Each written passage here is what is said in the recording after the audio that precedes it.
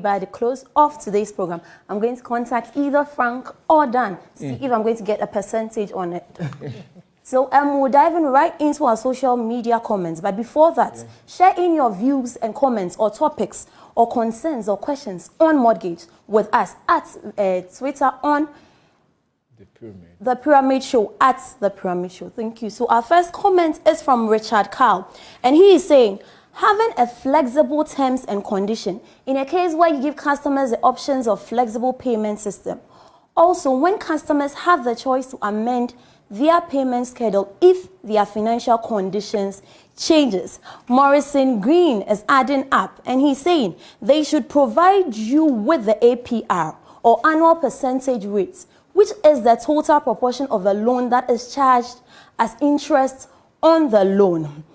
Next is from Edna Adai, and her comment is, I think one of the measures to make it more attractive is if the interest rate is adjusted to make it more affordable for low-income earners.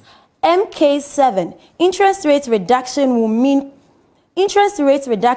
cost of the mortgage being reduced as well. I also think that overall, when the pocket economy of the ordinary Ghanaian is improved, it would naturally position the average Ghanaians to think mortgage. Next comment is from Senana. Senana says, if the government helps low-income earners with subsidies or interest-free loans for the initial down payments, it can make mortgage more appealing. High-rise apartment buildings can also be a great option because they require less land. Mortgage is far better than renting. So you can keep sending in your comments to Twitter at @thepyramid_show.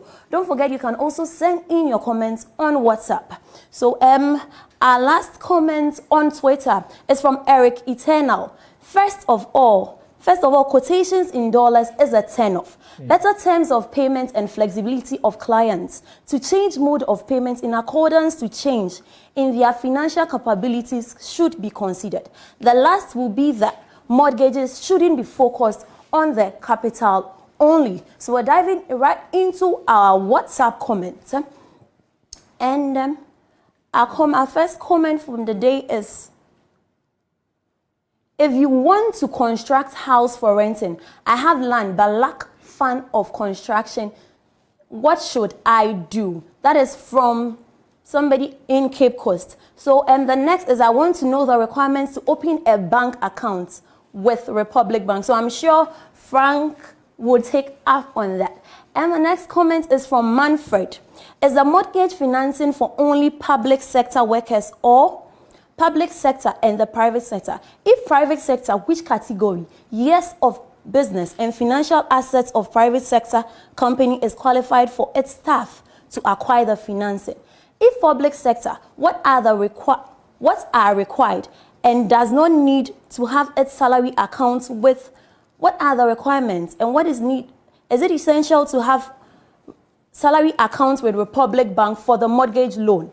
Can one collaborate with his or her wife or husband to put their incomes together for mortgage? Next question, would Republic Bank help an income earner, either public or private sector, secure mortgage loan for a house in his or her hometown?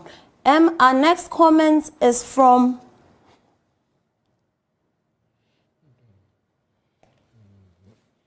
Mark from Abetifi. Please, does Republic has an 80 real estate developers that work with us in Kumasi? Can he mention some of them if they have? And there's from Eben from Tabali. I earn 2,000 Ghana cedi and need a land to buy within Kumasi. So you can keep sending in your comments to us on WhatsApp and Twitter at @thepyramid_show. So these are the questions, or these are the comments that have come in. Emmanuel, I'm sure you've heard a lot, and Frank and Dan will take it up. A lot of interesting submissions there, but I think